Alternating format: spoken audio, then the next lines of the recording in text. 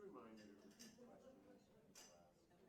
We were having that black hole problem in some of the previous sessions yesterday where I was like, clearly there was somebody in the audience talking, and then there was an awesome answer. Yeah. Didn't know what the question was, so it'll help. Okay, thanks. Thank you. Yep.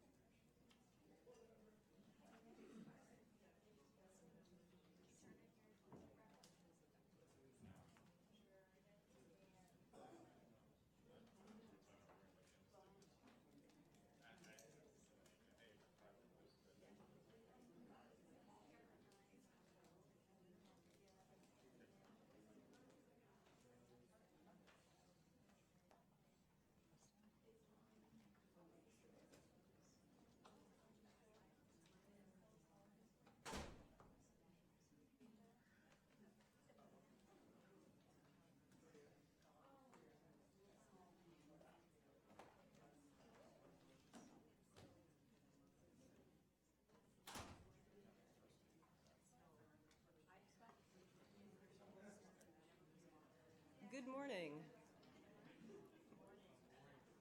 My name is Ann Walsh-Long, and I'll be joined today with Eliza Fink. We're both from Lincoln Memorial University Duncan School of Law. And today we're talking about microlearning, so thank you very much for coming. So let's start at the beginning. What is microlearning? Microlearning is just a technique, and it's designed to attract, or basically designed to keep the attention span of short attention learners. And a quote from Art Cohn, who is a PhD, has a cognitive science expert from Duke University, says that in 10 minutes is about the amount of time that an individual can remain focused on a task without becoming distracted. So there you go.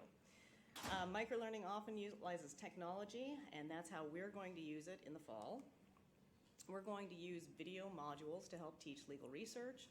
We're looking for modules that are under 10 minutes, and again, trying to address the short attention span of learners. And we're also going to use a flipped classroom. So we're going to use our video modules prior to class and then come into our 1-hour classes and have hands-on learning. So to give you kind of the background on what we have been doing is for the over 7 years, we have been teaching a 3-credit-hour class of legal research.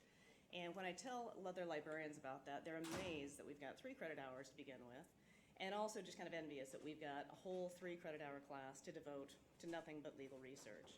And it really was great, I've got to tell you. From a librarian's point of view, you get to spend a lot of time on a lot of different things. We had 3 classes just on federal legislative history. Well, we've got fantastic databases for that, right? But the reality is most of our graduates are going to graduate. They may not be doing any sort of legislative history. Most likely, they're not going to have the ProQuest databases that we have. And so we're teaching quite a lot, soup to nuts for legal research, but the reality is I don't know that our students really needed that level of legal research. We were also running into a problem with the very first semester. So 3 credit hours of legal research, we would teach Lexis, Westlaw, and then when Bloomberg Law came around, Bloomberg Law. That's 3 databases. And I know we all face the same challenge. Even with digital natives, learning 3 databases and learning legal research and kind of understanding why you're going to find these things, it's a lot in the first semester. In addition to getting used to studying and law school, it's a lot. And so then when we would teach an advanced legal research and try and follow up, the retention of the skills that we had taught was just not there. That we were just putting too much information out there and they couldn't absorb it. The other problem that we had is that we were just teaching legal research. Our writing program followed the next 3 semesters, again, 3 more credits or 9 credits total. And so we were teaching legal research kind of in a vacuum, which sounded like a good idea. Turns out it's really not, because nobody really does legal research, particularly not law students, just with legal research and then writing. I think students learn better to do legal research and write. They learn more about what they're researching when they have to write through that exercise. And then they can go back and understand, oh, I need more support for this argument, or I need better case law, better court, what have you. And that process really takes place, that learning takes place as they're writing, not necessarily as they're researching. So we didn't have any way to kind of tie the skills together. After the first year, we also started teaching citation during the 3 credit hours. Again, sounds like a great idea, but it's very difficult for students to understand citation for one, but also the importance of why there are so many abbreviations, why you have to turn to the tables, why periods are important, little things, again, that the challenges that we face, but if you're not kind of tying that in with a written product or tying that to a written piece, if you're just going out and finding something and citing it, they didn't quite understand, why we're being so rigid about this. Then they'd come into their writing course and they'd be like, oh, now I get it. Well, that's great, and it comes in eventually, but I think, again, that 3 credit hours could have been handled a little bit better. So,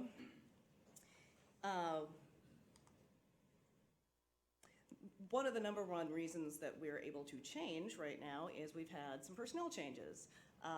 Starting at the top with a new dean. We have a new dean that was a former justice of the Tennessee Supreme Court, Justice Wade, and when he started last year, he brought 2 of his clerks with him. Those clerks are teaching legal writing and also helping out with our academic support and bar prep, and they have been phenomenal to work with. They've got a lot of energy, they've got a lot of good ideas, and they spend a lot of time with our students. So they were teaching in the writing program too, kind of recognizing that the 3 credit research hours at the beginning and then the writing delayed until spring really had an impact then. What we're seeing now that we've had 3 classes graduate and sit for the bar, our bar results are still very high. We got, for a total number of students who have taken it, we're still about 90%, which is great. But what we're seeing is the students that were not doing well on the bar, it's the writing skills that they're lacking. So we're trying to revamp all that, and originally we thought, well, it's because they're not getting writing from the very beginning. They're delaying that until the 2nd semester. So the essays that they're writing the first semester for law exams were not as strong. They're developing writing beginning with the 2nd semester. Again, there was a lot of frustration there, so we had the opportunity to rewrite the curriculum. So working with our writing faculty, we rewrote our curriculum. So moving forward, we're going to have classes 5 days a week. In the past, we've always just had them Monday through Thursday. But we're trying to stretch them Monday through Friday as a way to kind of capture our students at the school, keep them there and keep them learning. Because what we're finding is diligence and grit have more correlation to passing the bar than LSATs or undergraduate. So we're trying to get them the opportunity to, look, all this time is here. You can just study while you're here. So in 1 hour, our new challenge is trying to condense our 3-credit legal research hours just to 1 hour. So how do we go about doing this? Well, first of all, we've got 1 credit hour for 3 semesters. The biggest challenge for us, interestingly enough, is the first semester where you'd normally teach the things like you'd expect, the court structure, jurisdiction, precedent, how to find a case, things like that we will teach. But our writing program really isn't kicking into full gear with research until the 2nd semester. Our first semester of writing is going to be focused on grammar skills and basically how to write essays, because that's what our students need to do that very first semester. So that's what the writing program is doing. They're not really tying in the research skills until the 2nd semester. And again, we're hoping that first semester we can kind of cover the basics with Lexis, Westlaw, Bloomberg. They can understand kind of the basics and the foundation, very solid. And then when they turn around and start that 2nd semester to do research, we're hoping everything will tie together. We have read a lot of studies about how millennials are primarily visual learners, and our 3-credit hour course in the past has been primarily lecture, with some hands-on during class, but predominantly lecture. And then let's get back to our 10-minute attention span. So we're about 10 minutes in, so before I lose you all completely, let's switch gears. Okay, did you bring your smartphones with you? And if you have them, you can log into our pool everywhere. The instructions are at the top.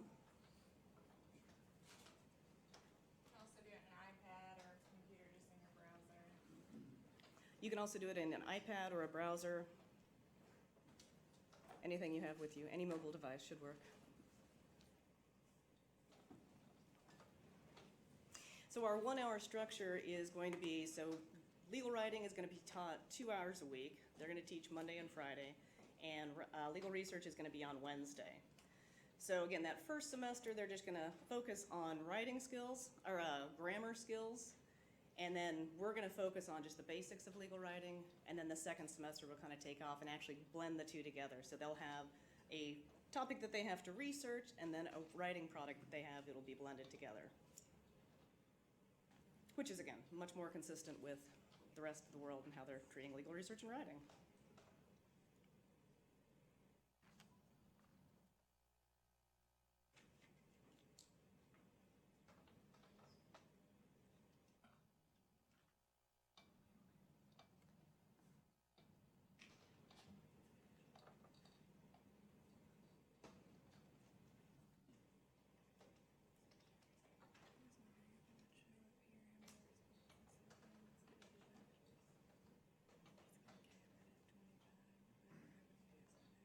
Okay.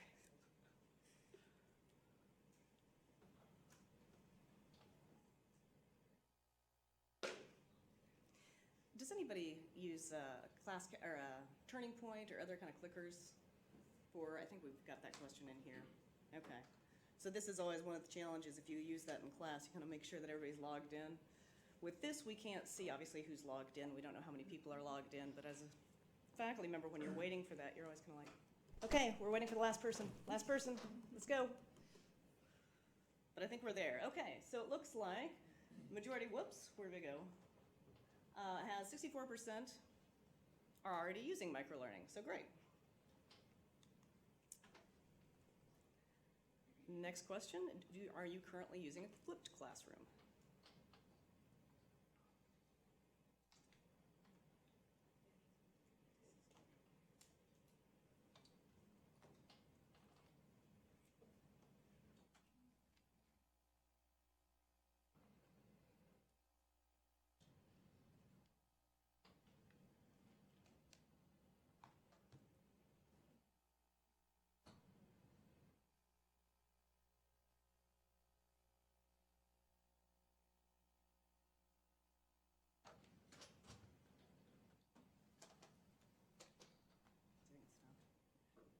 All right, so we're about split there. Half the folks are already using flipped classrooms, the other room are not, or the other half of the room. And our last question for this session, or for this particular segment. Are you currently using some form of assessment in the classroom during class?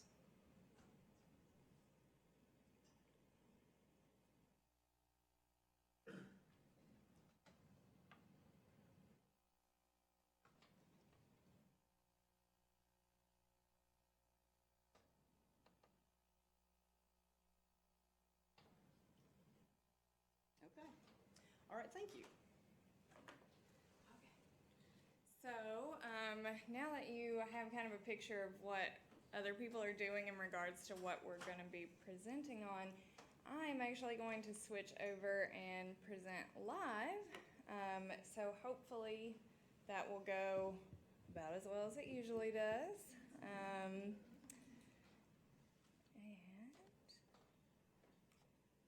Okay, so what happened when we decided to do this? I started at Duncan in January, and as a very new librarian, I was like, I'm gonna go in there and I'm gonna create every lecturette, and they're all gonna be amazing, and I'm gonna do them all from scratch so that I can have control over what's in them all. And then I talked our director into acquiring LibWizard, which is, I'm going to talk about later, but it's a new software from SpringShare that you can create tutorials with. And I literally worked all day and probably part of the next day on creating one tutorial on finding case law in Lexis. And I sent it to my colleagues, and they're like, yeah, okay, that's good, but it's a lot like a Lexis Learn module. And I was like, Lexis Learn modules? I didn't have those when I was in law school. What's that? So I go and I watch the Lexis Learn module, and I'm like, yeah, it is a lot like that, except theirs is much better. So that's when I decided that I was not going to create all of them because, as Anne told me, let's not reinvent the wheel. There are millions of resources out there that we can be using, and that's kind of what I'm going to show you. Some that you can just use straight out of the gate, like Quimby, and then some where, yeah, you're getting a shout out, some where you can create them from scratch, or kind of a marriage of the two where you can take something that's already out there and customize it to your use, and also get some formative assessment out of it. So the first thing I want to talk about is YouTube. And I don't know how you feel about it, maybe we should have done a poll question on this, but when I first thought, oh, we'll use YouTube in our classes, I was like, well, if we're not doing makeup tutorials or watching music videos for free, that might not be the best idea. But when I really got on there and started looking at what's actually on YouTube, and there are a lot of impressive things on YouTube. And I want to mention real quickly that I know that kind of one thing you have to worry about with YouTube is updating, and also keeping things around permanently if there's stuff that you really want to use. So this is onlinevideoconverter.com. And on this site, it's free. You can just add in the link to the YouTube video that you want to use, and it will convert it into a file. But doesn't that violate the YouTube terms of service? No? No, because YouTube has a lot of terms of service saying you're not allowed to be downloading stuff that can't be downloaded otherwise. I've gotten to many discussions about that. Well, that's interesting, because I've had this specifically recommended to me for YouTube. So check that out before you do it. But hopefully your YouTube videos won't go away. And if they do, you can create something very similar to them in one of the softwares that I'm going to show you later.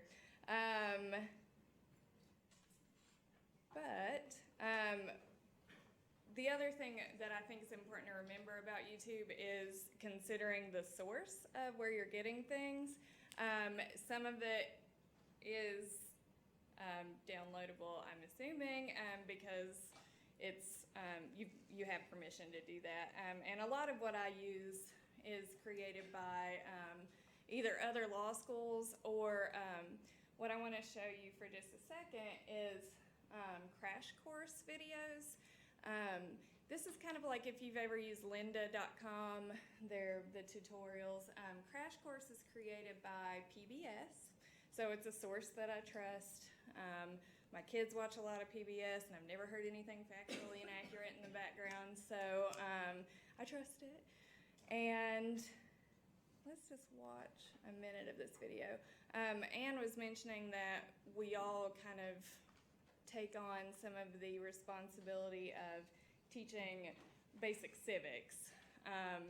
And I think sometimes you assume that students know more about that than they actually do. At least I know that when I went to law school, coming out of a very small liberal arts school as a creative writing major, I knew nothing about the court system. And you kind of expect that people that go to law school would know that, but I think yesterday someone mentioned cognitive miscalculation and miscalibration. And that's basically you don't know what you don't know. So what we're going to do with our course is take it back a little farther in terms of basic civics and just make sure that they know this stuff. So without further discussion, this is Crash Course. Hi, I'm Craig. I'm not John Green, but I do have patches on my elbows so I seem smart. And this is Crash Course Government and Politics, a new show. Hooray! Why are fireworks legal or illegal? We might find out. Will we find out, Sam? Anyway, I have a question for you. Have you ever wondered where your tax dollars go, or why people complain about it so much? Or who pays for the highway that runs past your house? Or why you use the textbooks you use in science class? Or why you need a license to drive, or to hunt, or to fish, or to become a barber? I've always wanted to cut my own hair, back when I had it. Have you ever wondered why you have to be 21 years old to drink alcohol, but only 18 to vote, or gamble? Sometimes voting is a gamble.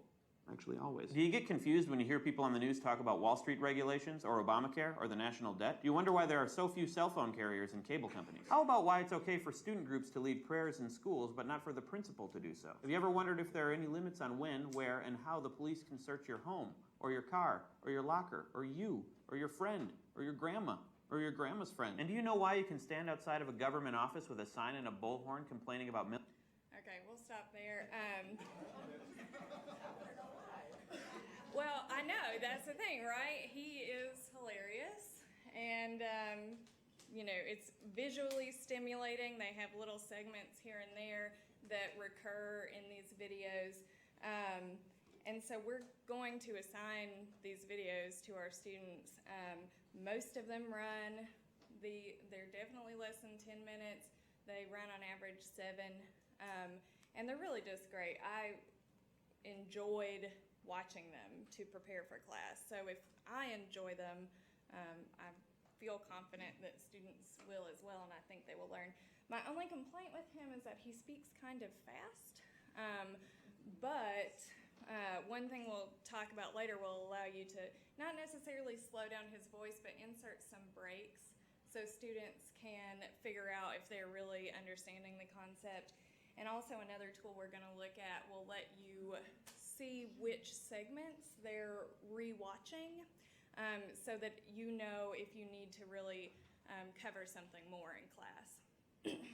So some other ways that you can use YouTube. I hope this does that. Yeah. I don't know if we're the only school that does this. I doubt we are, but we have a presence in what we call Bridge Week or orientation. And there are some really great videos from law students explaining what law school is like, explaining the curve, which is something I didn't understand when I started. Just really, it's a lot like talking to someone face to face about what law school is going to be like. And so that's a great resource, I think, for students to have outside of legal research. And then another thing, which I will have to search for, is we talked about Lexis Learn modules briefly. Lexis has something called the Show Me How series on YouTube, which it's not quite as interactive as the Lexis Learn modules, but it goes more in depth on some things. Now I know Lexis Learn is updating all their modules every summer and re-release them around AALL, and I do not know how often they update Show Me How. It's worth asking though. But I think it's a really great resource. And if you're curious, the Lexis Learn modules are updating on July 11th. So let's see. And then going to Lexis Learn modules, has everybody in here seen those? Or maybe not? Yes. What they are is kind of an interactive tutorial. It's like a short video and it's got questions in it, and you can see how your students are doing on those questions. The University of Cincinnati has a wonderful LibGuide called Vendor Legal Research Tutorials. And it is a list of Lexis, Westlaw, Hein, Bloomberg, Fastcase, and CCH from Wolters Kluwer. All of the video tutorials that they currently have are on this LibGuide. And so this is basically what I went off of looking at our syllabus. Okay, we are talking about legislative history in our third semester of this class. What Lexis Learn modules do we need to match up with that? And of course, you know, you do your best to balance, despite your particular preference for one resource or another. And like I said, all of them have something out there. So,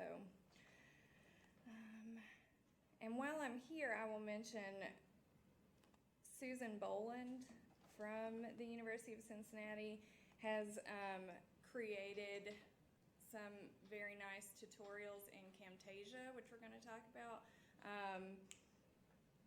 I am going to create some of the same things that she created to match up better with our syllabus, but if you're looking for just an example of what can I create to assign outside of class, this is a really good example.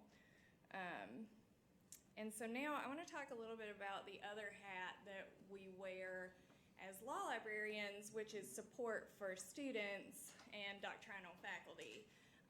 And some of the resources out there are not just good for legal research classes, but if you want to try and get your professors to incorporate more microlearning and formative assessment in their courses, these are some resources that would help with that. The first is Quimby, which we have a full subscription to Quimby for our students, and I will tell you that they love it. They really do. And their customer service is excellent. I emailed with a question once and got a response back within 5 minutes. And it was from Matt, the Matt of Quimby. So we really recommend it. Has everybody here seen a Quimby video lesson? Anybody? Okay, I will show one because I really think they're great. You should pay me. I had no idea. I'm grateful and surprised. Exactly. Welcome to Personal Jurisdiction. A court can't hear just any case it chooses. There are 3 requirements that a court must meet in order to hear a case. The first requirement is that the court must have jurisdiction over the particular defendant. This is called personal jurisdiction. Second, the court must have jurisdiction over the type of claim on which the lawsuit is based. This is called subject matter jurisdiction. Third, the court must be geographically located in the proper place in light of where the facts of the case occurred. This is called venue. In this tutorial, we focus on the first of these 3 restrictions on a court's power to hear a case: personal jurisdiction. Without personal jurisdiction, a court will not have the power to adjudicate a plaintiff's action against a defendant. In fact, under Rule 12b-2 of the Federal Rules of Civil Procedure, a defendant can move to dismiss a plaintiff's case for lack of personal jurisdiction. So what is personal jurisdiction? It's the power of a court to exercise... Okay, I'll cut us off again. That material is more dry, but I think Quimby does a great job of presenting it in a dynamic manner that's easy to pay attention to, even if it's personal personal jurisdiction, which is possibly the most dry thing you could ever talk about. And like I said, our students really love it. And it also has, at the end of each vignette, a quiz that you can take. And you can also read a transcript of it, which I think would be very helpful for LLM students. We do not have an LLM program, but if you do, and you have some students who maybe English isn't their first language, the transcript can be really helpful for that. And the next thing is Sketchy Law. Sketchy Law is also a subscription service. We do not have a full subscription to it right now, but we are considering it. I think yesterday I was in a session where we discussed personal anecdotes and how students often remember personal anecdotes better than they remember anything else that you've talked about. And what Sketchy Law does is it basically takes all of these doctrinal principles and puts them into a personal anecdote and then animates it. So this one was giving me some trouble earlier. We're now going to discuss two situations in which special circumstances arise in contracts. First, we'll be covering contracts that include third-party beneficiaries, and second, we will discuss the statute of frauds as it pertains to contracts. Honestly, I took the bar exam still not confident about third-party beneficiaries, but I am now because of this sketch. You see, Sketchy Law is on a warpath. It sees law exams and it conquers law exams. At this point, it's taken on a life of its own and it terrifies all of us, but luckily it has a conscience. So instead of destroying the world, it helps you with your legal studies. It simplifies things and breaks them down into easily memorized bite-sized pieces to put you well ahead of the curve. You'll feel much better about third-party beneficiary contracts after this sketch. For third-party beneficiaries, our sketch will take place at a third-party political benefit. It's the Green Party rally, which is a third party, and they're raising money or having a benefit to help you remember beneficiary. Makes sense, right? So far, so good? Because things get frustratingly complicated when it comes to third-party beneficiaries. I might cut it off before we get to that because, yeah, it does get frustratingly complicated and we don't need to hear that right now. But, like I said, this is stuff, their main goal is to make it easy to remember. So they use the Green Party, third-party candidate at a benefit to make it kind of like a mnemonic device in video form. And then again, we'll go back to YouTube. If you find an instructor or someone who has made a video that you think is helpful, go to their YouTube channel and see what else they've made. Aaron DeWald has a YouTube channel devoted to breaking down contracts, and it's excellent. He works for Quibi now. He works for Quimby now. He's our director of research now. Oh, well, that's wonderful. Obviously, you recognized his talent, as did I. Sorry, that's in your check. He has Cali sessions from previous years that are worth looking at, talking about how he makes these too. Okay, there you go. I saw you looking around and I was like, he's not in here, is he? But he very well could be, so, okay. So the last thing I want to talk about in terms of stuff that's already out there are flashcards, e-flashcards, because really those are kind of the original microlearning. So two resources that I want to mention very quickly. One is spacedrepetition.com, and it has a lot of flashcards, more for the MPRE than for anything else. But I have the Boost deck, which is not for the MPRE, but it's just general. But this is what, when you open them, this is what they look like. And so it's basically just like having a note card in your hand, except you don't have to carry around 1,000 note cards. And then the cool thing I think about spaced repetition is you can rate your own answer.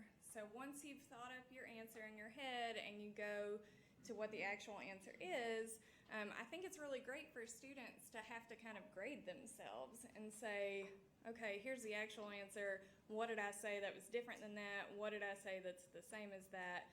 And if they click know it better, they thought they really did a good job, then that card's not going to come up again for a long time. If they click know it worse, then that card will come up again pretty quickly. So I really like that resource.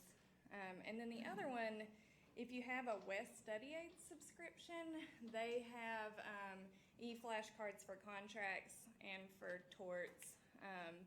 And they're, hopefully I'm logged into this correctly. Sometimes I'm not. But they're pretty much the same. The only difference is you can't grade yourself. It's basically just like an ebook that's flashcards. So we'll hold off on that because it really looks exactly the same. But again, flashcards, the original Microlearning, these are two resources that they can do on their phone, they can do, you know, on their iPad. While they're waiting to get their oil changed, they can be doing flashcards without worrying about dropping them everywhere. So those are the resources that are already out there. Now, the things that I'm really excited to talk about are the tools that you can use to either create things or to enhance what's already been created. And a few weeks ago, I found Zaption. And I got really excited about Zaption, and I emailed it to everybody, and I was like, this is great, we're going to use this. And then I found Edpuzzle, and I was like, well, Zaption's okay. But they're actually both really great. There are not many differences, but I'll go ahead and say now that Edpuzzle gives more detailed analytics in terms of formative assessment questions that you can ask. And so we'll just watch this little Zaption created. Hi, this is Scott Kelly aboard the International Space Station. I wanted to do a little demonstration. Okay, so if you notice down here, where these little lines are, that's where the creator of this Zaption has added something to the video. So if we go back to this one, it wasn't, I wish they hadn't started with the picture because it wasn't incredibly obvious, but they added in that image of the space station. So if you are using YouTube video, but you think it doesn't really explain something as well as it could, pop it into Zaption and you can add it yourself. The International Space Station. I wanted to do a little demonstration. And then you can also ask questions. What do you think Scott's going to do with these paddles? Anybody, what do you think he's going to do with them? Yeah. Of these find out. paddles. They're called hydrophobic paddles. The words are added. Okay, and now here's a question. Given the word hydrophobic, what do you think will happen when the water hits the paddle? I've already answered this one, and I don't like to even fake answer questions wrong, so I just answered it correctly, so I kind of gave it away. The water's going to bounce off, but you can add a message that tells you whether or not they got it correct, and if it's wrong, why it's wrong. Oh, it bounced off.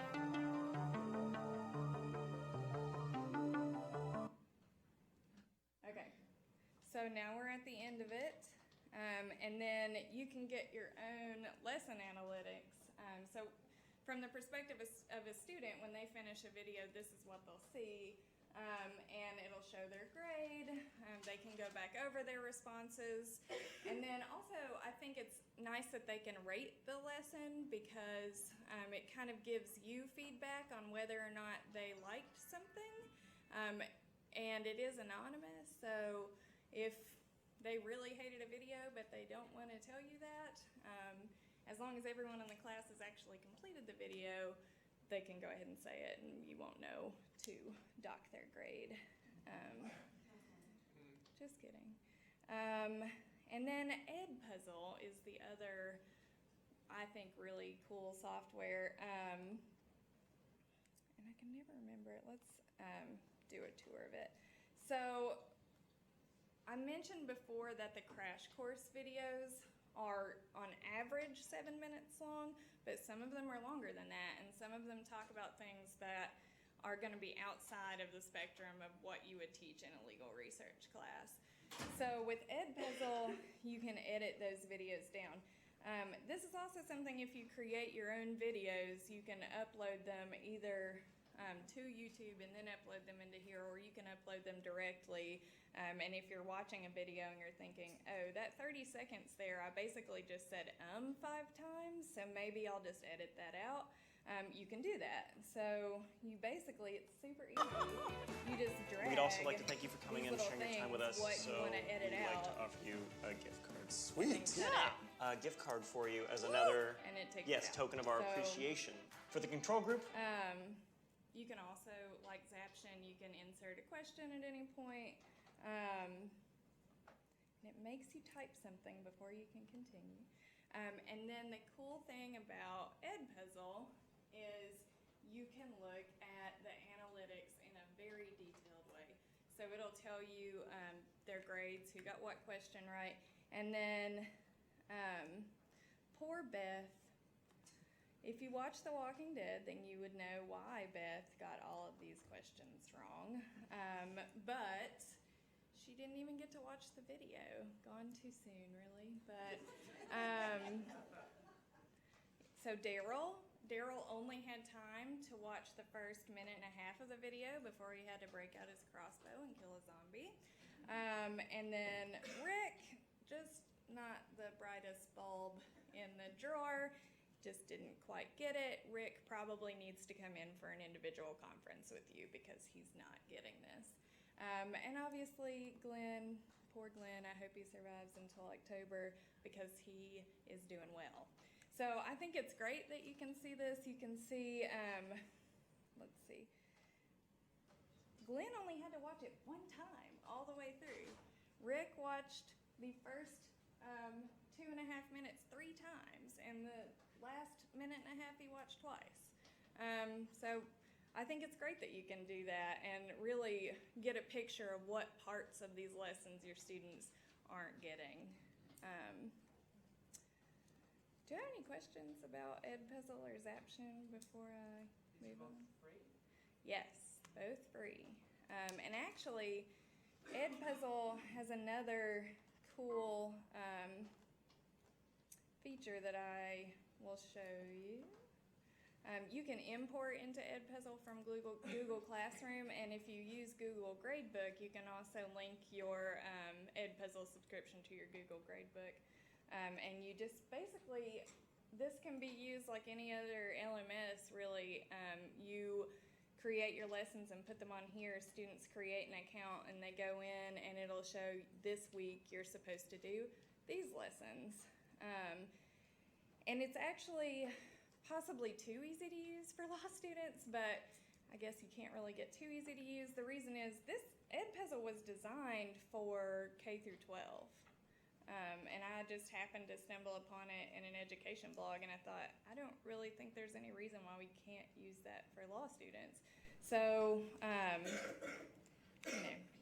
think it's great.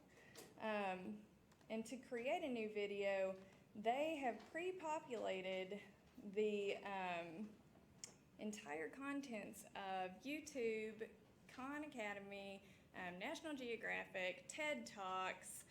I've added my own crash course channel down here from the YouTube channel. So all of those videos are pre-populated in here. You don't even have to go to YouTube and find them and break copyright law by downloading them. You can just find them directly here and upload them yourself. So again, very easy to use and to add a little formative assessment to your microlearning or your flipped classroom. Okay, so the last thing I want to talk about is LibWizard. And like I said before, when I came aboard, my first task was to update all of our LibGuides and to update our library homepage, which is a LibGuide.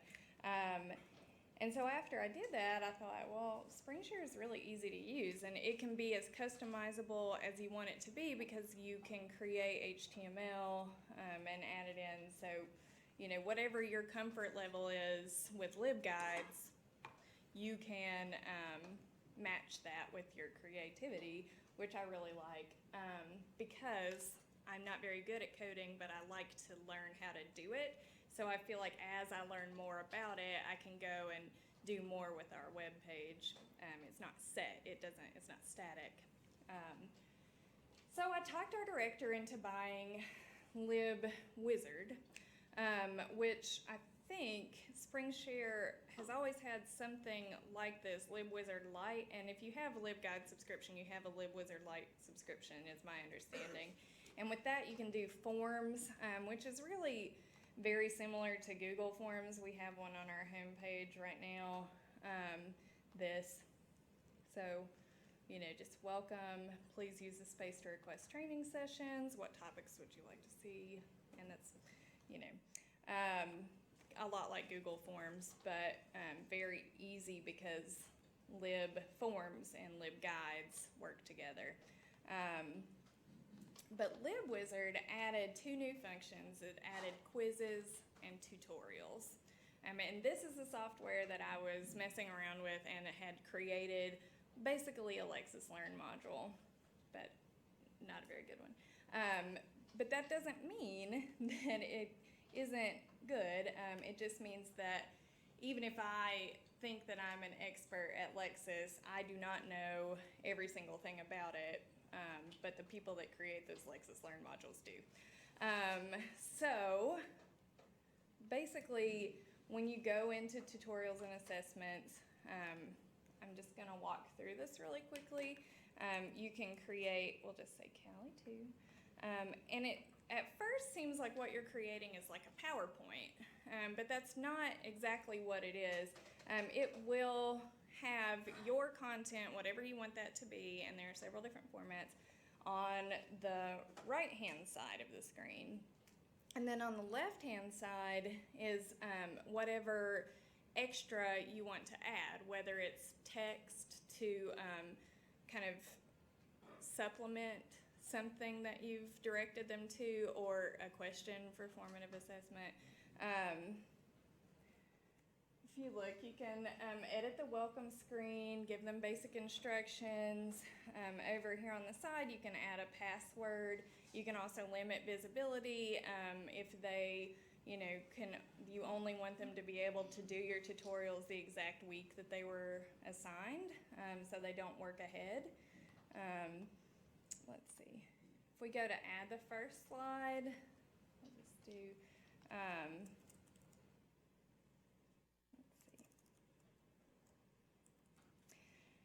and here's the type of content that you can add. You can add an entire guide from your LibGuide. So if you have a LibGuide that you want students to work through, you can add that, and they'll just be able to click through the LibGuide on the left and click through your questions on the right. You can also add a website, an image, a video, or you can create something using HTML for them to do, or to look through or to explore. Let's see, what we will do is give them our home page.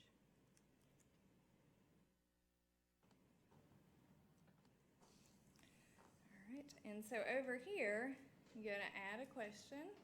And you'll see that there are a lot of ways to ask them questions, basically anything you could want. You can also have them put in the date so that you know what date they completed it.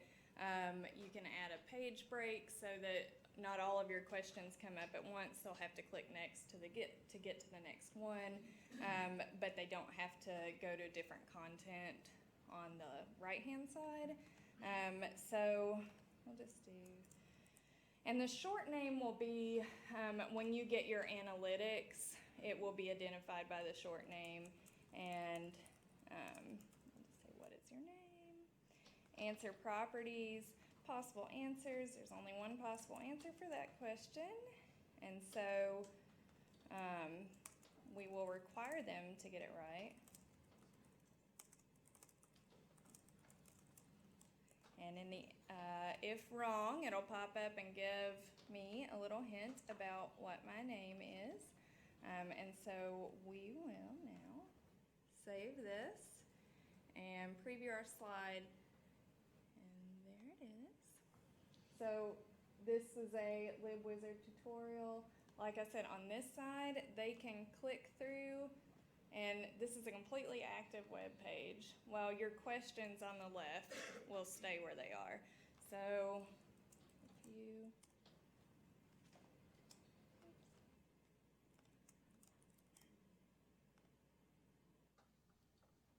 all right, well, I've done something wrong. Man, I made it to the very end of presenting live before I did something wrong, but let's see. Turn to WorkPad.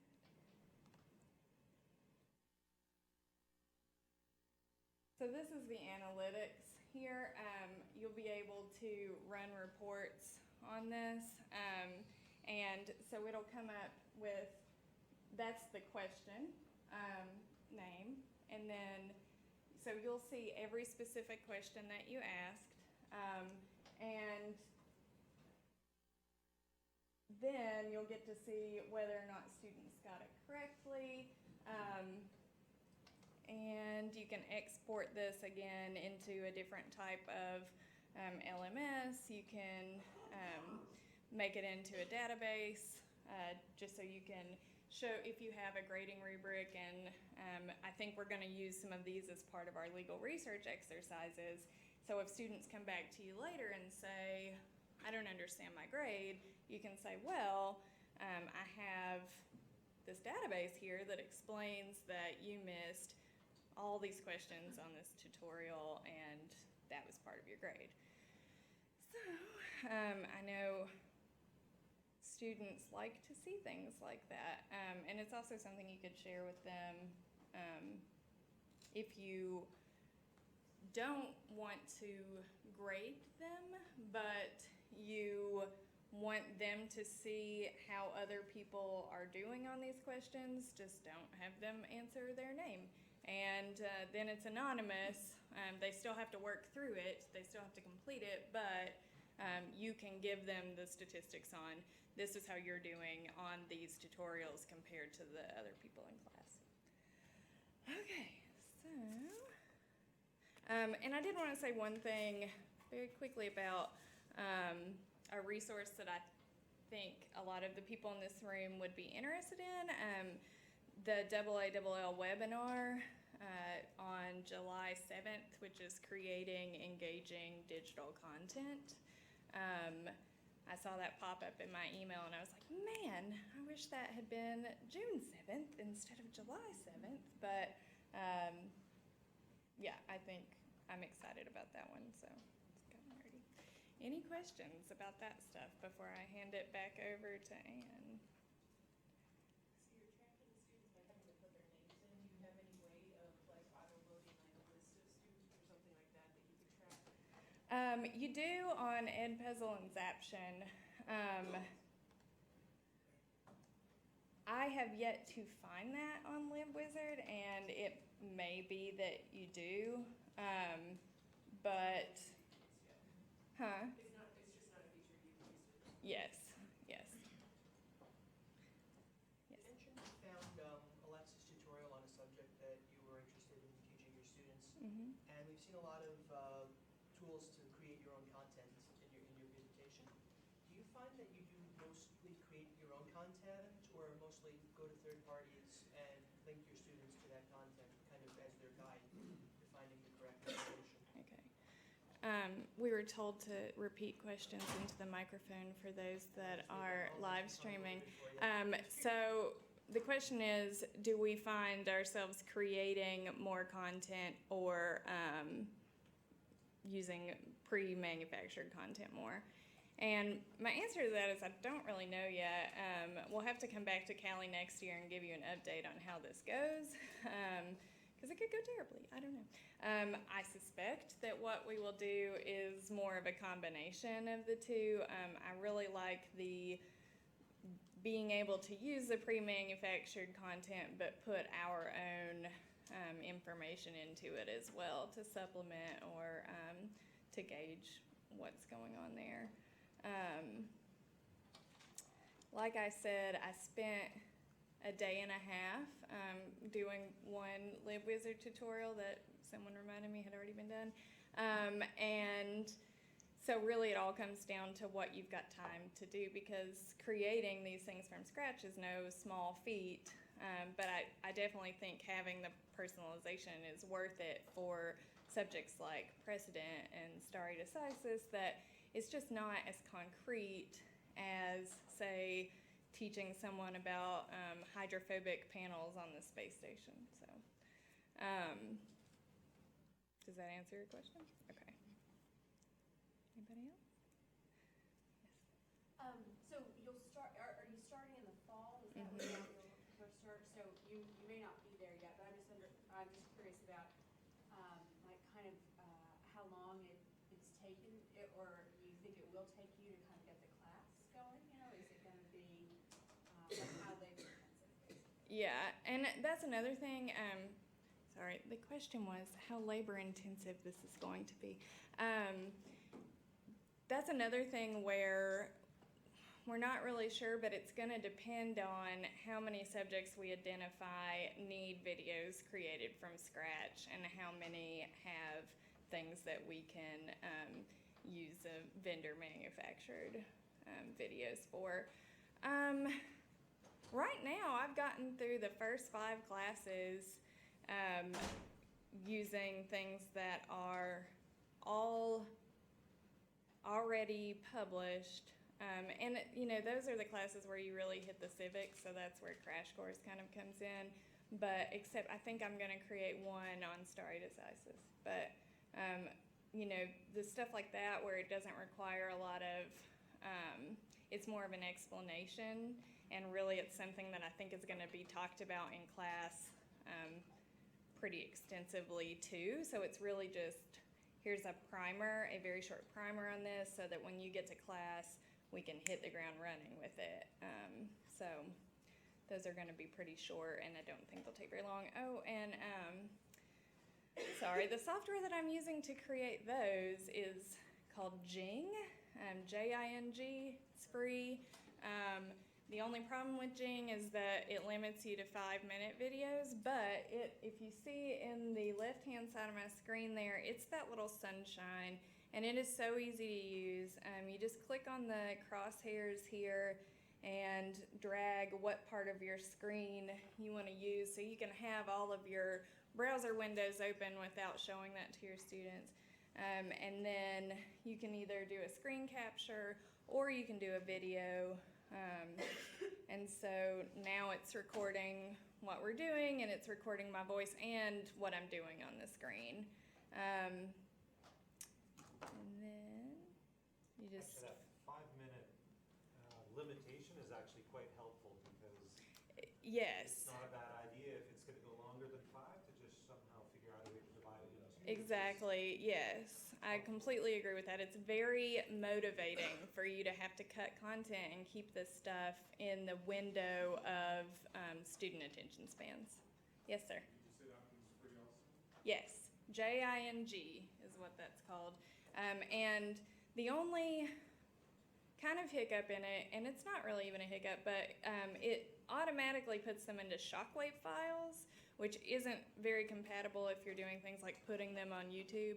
But you can get a shockwave to AVI converter for free online.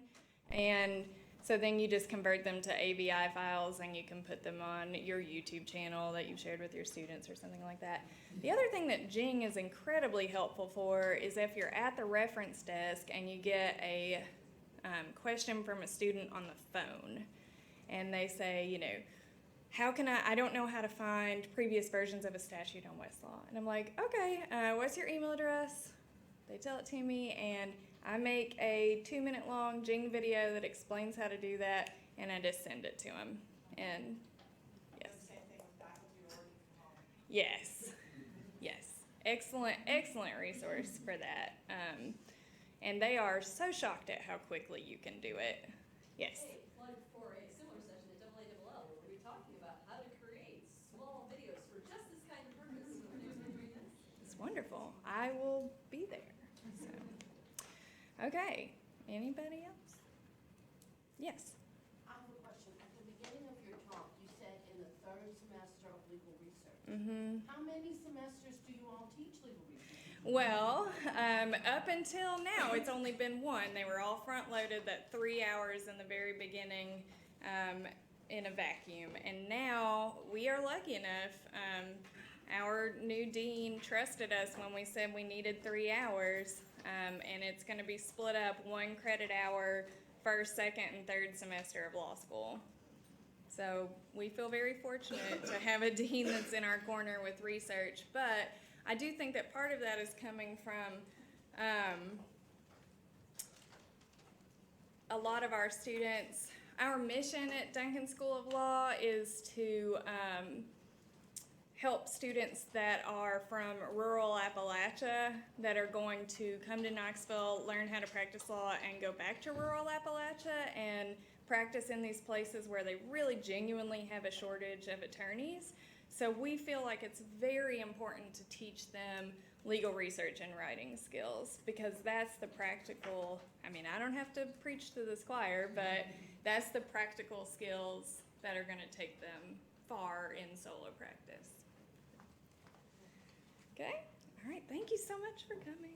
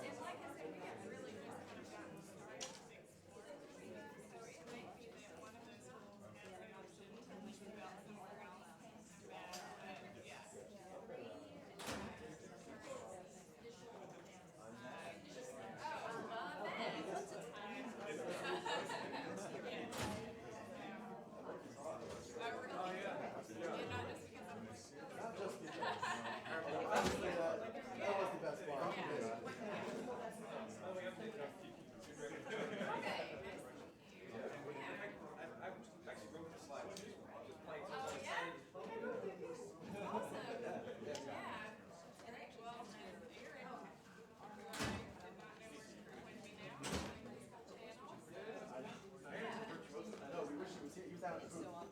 Oh, yeah? Yeah, And yeah. I'm loving this while we're up here. Yeah. He's gonna be so mad he missed it. They've, you know, I'll just go down and introduce myself. I mean, I love that. he is really great. Yeah, he really does. He's doing all of our instruction design now, so a lot of the stuff he's on his YouTube channel. Yeah. You're gonna see the print. He incorporates the same basic theory, sure, instructional design, which is just taking our videos to another level. Yeah. Instruction design. exactly, right. Yeah. He's all about it. If I could just do one more degree. So do you know what I mean? No, we have. It would be instructional design. I saw it. It's so interesting. Nice to meet you. This is a good place to work. Yeah. So are you recruiting a license? Is that what's going on? We're stealing her. Yeah, we're still like, so take her out of Tennessee and bring her with us. So where are you guys located? Oh, all of them. Yeah, no. We're over. So I'm in Charlotte, and Dixon, and now our COO is, Christina. So I'm actually in Arkansas right now. Very helpful. Oh, yeah. Yeah, her husband, I just got a job. Oh, I was, you know, Across the country. he's a video game buyer for Amazon. Now. You did- I know, I know. That's my favorite hobby, video games. She told me that I got all excited. So you work with Lane at hospital? I was gonna say, you know, your mission is to educate lawyers for rural Appalachia. I came from rural Appalachia. Go back. Yeah, well, you work for a foundation. Where did you go to law school? I was law school in Kansas. As a small school, Yeah. yeah. Oh, yes. I'm the town I grew up in, North Tazewell, Virginia. Take care, Ann. Okay, we'll see you later. You have? Bye. Bye-bye. Enjoy your session. All right. Good luck with your session. Yes, thank you. Yeah, no, it's because it's in Hole-in-the-Wall, North Tazewell, Virginia. It's about a 4-hour drive from Knoxville. So my husband is from Roanoke, Virginia. Okay. So I'm sure we've driven by. Yeah, Roanoke's not terribly far from where I grew up. Okay. Yeah, you just get on 81 and keep going north, you get off. Take an exit to Salem. Yeah, go through Salem. Yeah, Salem and Roanoke are kind of this big amorphous blob. Yeah. You know, but the Roanoke seems a lot better than Salem. That's just my opinion. I think it's like Salem, or the Salem Center, one of like pig races or something. Yeah, the pig races. Yeah, big races. Yeah, no, so. Listen out here. Yeah, so. That's not in the South. I'm not. But I grew up in It's New York. very rural though. Oh. Yeah, so. Oh, your presentation was really interesting. Not just because of the Quincy Club. Okay, Yeah. good. But I thought, yeah, I mean, there's a lot of tools in these already know too. Yeah. Yeah, well, and like I mentioned with it, like, there's a lot of helpful stuff that you just don't think about how that can be used in Right, law yeah. school courses, because I think for so long they've been just straight like, we're gonna lecture and this is it, and I just, Yeah. with the ABA's new experiential learning and formative assessment standards, I think a lot of this stuff is gonna kind of, Lee takes advantage now of that visual dimension. yeah, That you don't get yeah, with just a straight dry lecture. yeah. And so you guys on a trimester